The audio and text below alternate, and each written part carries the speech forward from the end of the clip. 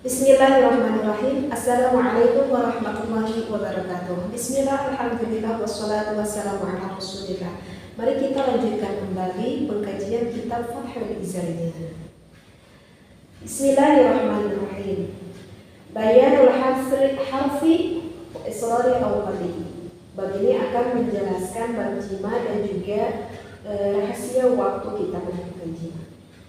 Iklan, ketahuilah, annal maqsud dan a'zama, bahwa tujuan yang terpenting minan nikahi dari nikah itu at-ta'abudu adalah beribadah, wa taqarrubu dan juga mendekatkan diri kepada Sang Khaliq, kepada Allah Subhanahu wa taala, wa itba'u sunnatur rasuli dan menjalankan sunnah Rasul, wa tahsilul waladi wan nasli serta menghasilkan anak dan keturunan. Li'anna bihi baqa'al 'alami wa intiwamahu, dengan nikah akan tetap dan stabil alam ini. Wa bitarkihi wa imanihi kharabahu wa dinasahu, dan dengan meninggalkan menikah maka akan rusak dan binasalah alam ini. Baik, akan sedikit saya jelaskan ya. Bismillahirrahmanirrahim. Jadi ini mulai ke pembahasan inti ya. Jika di video sebelumnya itu masih menerangkan tentang muqaddimah, ini ke pembahasan inti akan menerangkan, menjelaskan tentang jima dan juga hasil waktunya. Tetapi saya belum sampai membahas ke sana ya, karena agak cukup panjang juga. Ketahuilah anal maksud dan Allah, bahwa tujuan yang terpenting kita itu melakukan menikah. Nah, sebelum ke yang lebih dalam, kita kan harus tahu dulu dong apa sih tujuan kita itu melakukan menikah. Ini penting banget, apalagi bagi yang di luar sana yang belum menikah, bagi para pemuda, bagi para gadis gitu ya, belum menikah, harus tahu dulu nih mau nikah itu bertujuannya apa. Jadi jangan sampai kita itu ketika kita melakukan akad ijab qabul itu berpikir bahwa ijab qabul itu suatu seremonial misalkan, ataupun ya suatu adat yang biasa dilakukan di adat suatu daerah. Jangan sampai berpikir seperti itu ya. Jadi ketika kita berijab qabul melakukan nikah begitu, di sanalah kita awal mula niatnya yang harus ditekankan di dalam hati kita gitu. Karena kalau udah salah niat ya dikhawatirkan nantinya itu akan salah juga gitu. Tetapi kalau dimulai kita sudah niatnya yang baik sesuai dengan apa yang harus ditentukan oleh Allah, insya Allah nanti rumah tangganya walaupun akan mendapati berbagai ya namanya juga rumah tangga, tetapi ketika suami dan istri awal mulanya sudah mempunyai niat yang baik untuk melakukan ibadah, insya Allah akan bisa dihadapi gitu ya dengan suami istri kita tersebut. Di sini dikatakan bahwa tujuan kita melakukan menikah, tujuan agung, tujuan yang paling penting itu bisa saja yang pertama kita harus diniati dengan mengagungkan pernikahan, gitu ya. Jadi harus diniati di dalam hati kita yang sudah menikah pun, yang kalau baru tahu ini ya kita refresh kembali niatnya seperti itu ya. Jadi harus diniatkan di dalam hati kita ingin mengagungkan pernikahan. Jika sudah ada tertanam di dalam hati kita, terus kita dengan sering mengaji, kita mendengarkan apa faidah-faidahnya nikah, apa keunggulan-keunggulan nikah, sehingga tertanam di dalam hati bahwa pernikahan ini adalah sesuatu hal yang harus kita agungkan.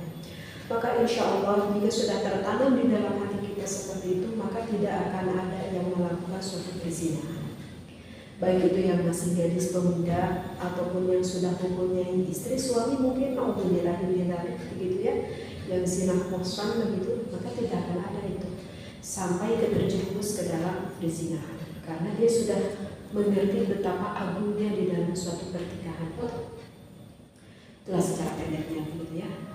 Kemudian jadikanlah pernikahan itu mencari kawan. Jadi ketika suami mempunyai istri, jadikanlah istri kamu itu kawan. Ketika istri mempunyai suami, jadikanlah suami kita itu adalah kawan. Kawan untuk apa? Kawan untuk beribadah. ya, kawan untuk beribadah. Ketika kita mau ngaji Quran gitu ya, ataupun kita mau menuntut ilmu yang lainnya, kita lakukan dengan sendiri itu terasa berat begitu.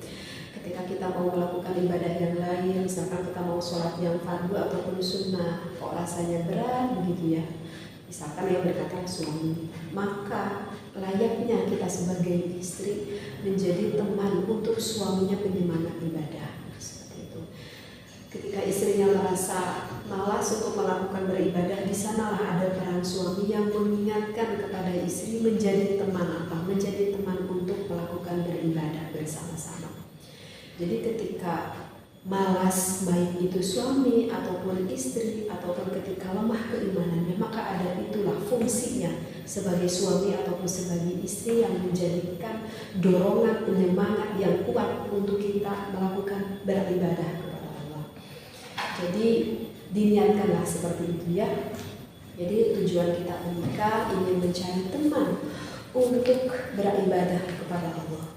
Ya itu kalau misalkan kita tepat mencari suami ataupun mencari istrinya. Tapi kalau misalkan istrinya yang nggak bisa beribadah, kemudian suaminya juga nggak bisa beribadah sama sekali, ya apa nanti di dalam pernikahan itu yang akan terjadi? Ya kalau seperti itu ya kita menunggu keajaiban saja.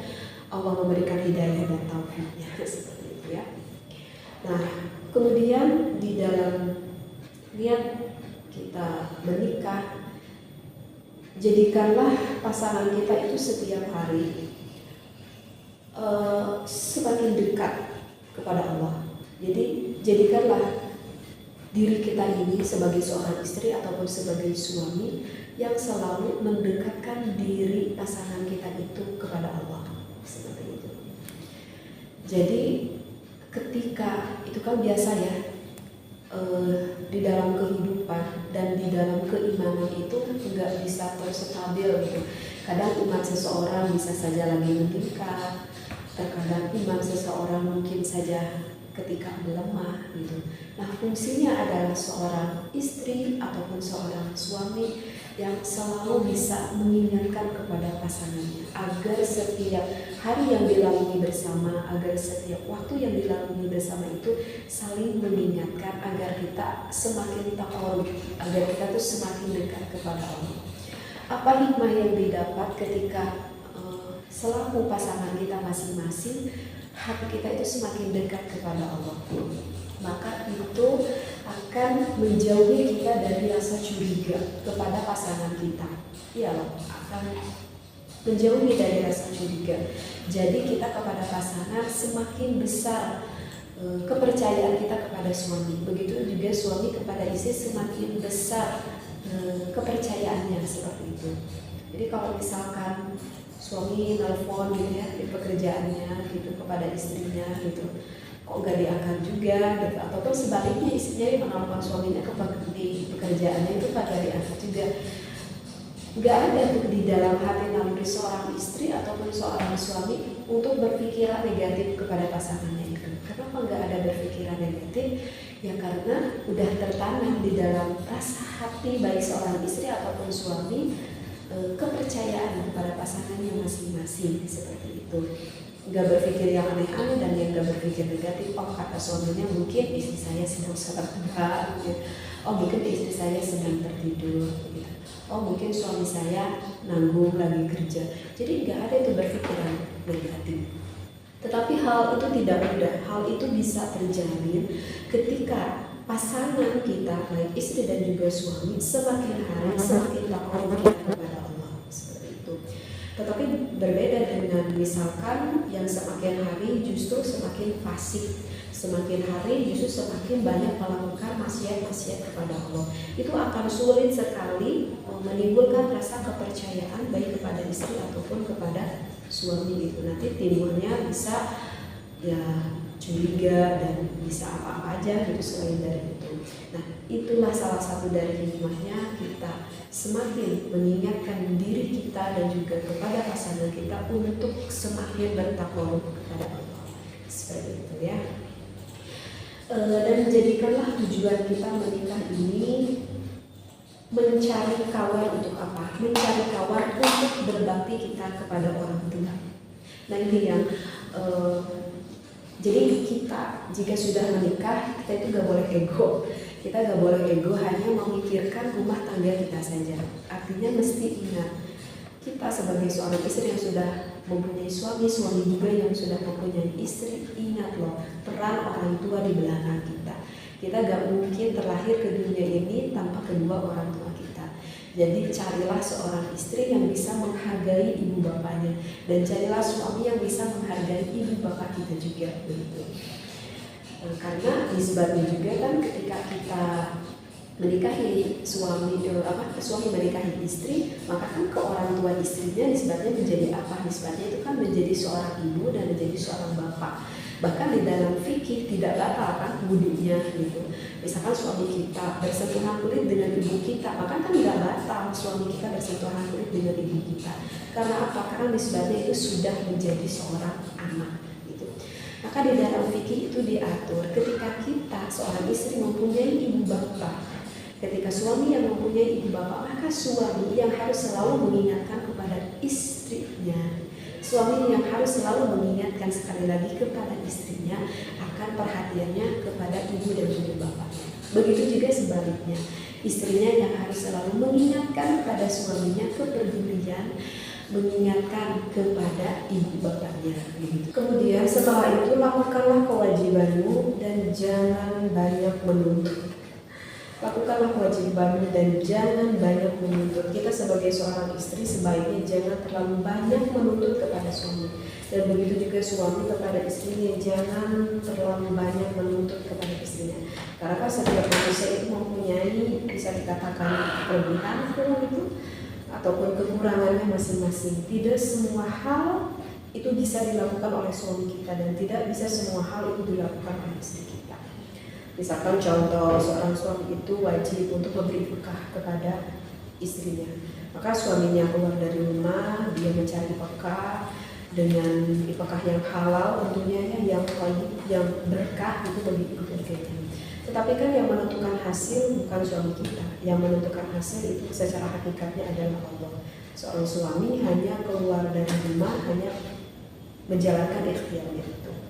Kemudian di suatu waktu suaminya merasa sedih sekali karena apa yang diharapkannya itu tidak sesuai dengan apa yang diinginkannya. Bisa saja kan terjadi di dalam suatu usaha begitu, misalkan pulang ke rumah gak menghasilkan uang sama sekali, itu udah pasti secara manusiawi itu hati suami ketika mau pulang ke rumah dengan penuh rasa hati yang banyak berdebar begitu.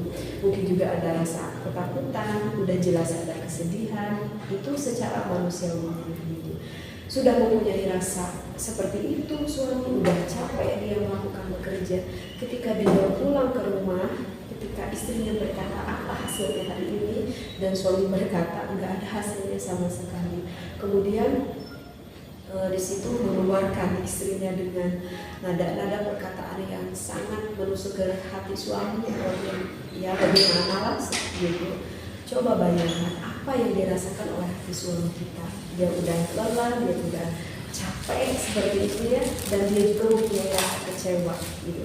Seharusnya kan menjadi istri yang baik ketika suami menghadapi seperti itu, maka enaknya istrinya berkata, ya gak apa-apalah kan, mungkin hari ini belum ada bagian buat kita, maka saya akan bisa lebih bersabar di muka bumi ini, karena di dunia itu masih bisa bersabar. Sedangkan kalau naudzubillah saya masukkan ke dalam nerakanya Allah, tidak akan ada satu orang pun yang sangat bersabar di nerakanya Allah.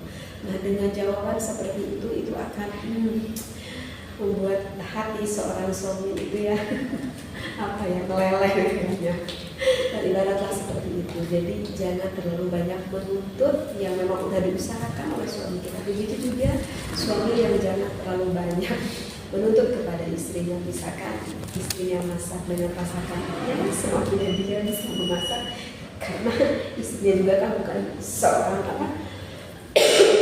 koki gitu ya. Wajar kalau misalkan masakannya itu kurang enak ataupun kurang nikmat gitu ya, sehingga suaminya berkata, oh masakan apa ini kurang enak atau kurang garam atau kurang gimana. Nah itu kan sebenarnya bisa melukai hati seorang istrinya. Ya habis udah gimana, memang mampunya istri udah segitu, bisa masaknya, ya nikmatilah ya dengan kekurangan istrinya tersebut seperti itu. Jadi karena gini ya, Siti Khadijah, kita tahu kan siapa Siti Khadijah itu, istrinya Rasulullah SAW yang begitu dicintai oleh Rasulullah. Ketika Siti Khadijah, kita kan tahu bahwa Siti Khadijah itu adalah seorang janda yang sudah berumur menikahi Rasulullah, yang mana Rasulullah pada waktu itu masih menjadi umurnya lebih muda, dan kita tahu bahwa ketampanan Rasulullah itu adalah ketampanan mukjizat yang dimiliki setengahnya oleh Rasulullah begitu. Nah, maka pada waktu itu para gadis-gadis, para wanita begitu ya yang ada di daerah Makkah gitu berkata kepada Siti Khadijah, ya Khadijah, kamu tuh senang sekali mau menikah dengan Rasulullah, kamu tuh pasti akan bersenang-senang gitu dengan Rasulullah. Kalau waktu itu Rasulullah belum menjadi Rasul, dan maksudnya dengan Muhammad gitu, tapi itu berkata seperti itu karena Muhammad itu kan seorang bujangan, dia tampan, dia baik, orangnya begitu, akhlaknya juga baik, dan dia lebih muda daripada kamu. Jadi banyak yang ngiri kayaknya gitu kepada Siti Khadijah. Itu pada itu kamu akan bersenang-senang sekali dengan Rasulullah. Apa yang dikatakan oleh Siti Khadijah kepada perempuan-perempuan di Makkah tersebut? Kata Siti Khadijah, berkata kepada wanita-wanita tersebut, demi Allah, ketika saya menikah dengan Rasulullah, dengan Muhammad maksudnya, tidak ada terbersit di dalam hati saya ingin bersenang-senang dengan Rasulullah. Tetapi yang ada di dalam hati saya, bagaimana saya menjadi seorang istri, menjadi seorang wanita yang bisa menyenangkan Rasulullah. Masya Allah, wanita yang begitu luar biasa. Jadi tidak ada keegoan di dalam hati Siti Khadijah, tidak ada berpikir saya ingin disenangkan oleh suami, tetapi Siti Khadijah berpikir bagaimana suami saya bisa senang akan adanya diri saya. Seperti itu. Ini suatu panutan bagi seorang istri-istri, termasuk untuk saya pribadi, apa yang disampaikan oleh Siti Khadijah kepada wanita-wanita Arab pada waktu itu. Nah, jadi sekali lagi mungkin inti dari pembahasan kita kali ini, bagi siapapun yang belum menikah ataupun yang sudah menikah, mesti ingat tujuan menikah itu adalah ta'abud, itu adalah beribadah, dan juga ingin meningkatkan taqarrub, ingin meningkatkan lebih dekat diri kita kepada Allah bersama dengan pasangan kita. Mudah-mudahan apa yang saya sampaikan bisa diambil manfaatnya. Wallahu a'lam wa billahi taufiq wal hidayah. Wassalamualaikum warahmatullahi wabarakatuh.